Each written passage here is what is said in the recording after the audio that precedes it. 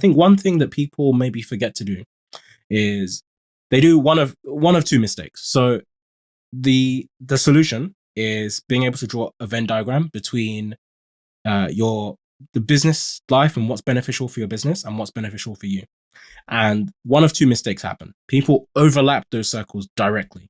And so what happens is what is beneficial for your business completely subsumes your personal life and what's beneficial for you. And so you're not learning anything new, you're not getting anything different out of it, you're just doing what is required of you.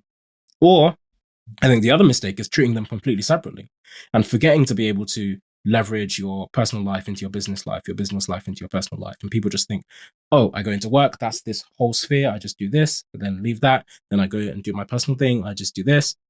But being able to overlap those two circles into a Venn diagram unlocks the powerful middle.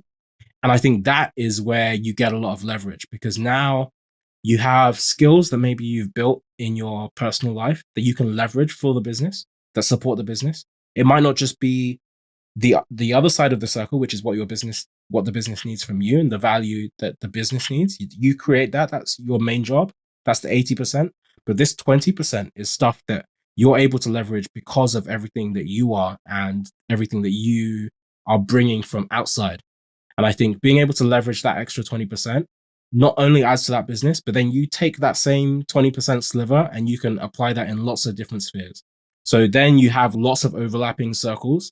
But the important part is keeping that middle part constant. Because I think this goes back to something we touched on in terms of building lots of different projects and working on lots of different things. And one thing that I have learned is the real important part is having the central focus and having all of those circles overlap. Because I think a mistake that I've made in the past with some of the side hustles that I've had and some other businesses I've had is those circles don't touch.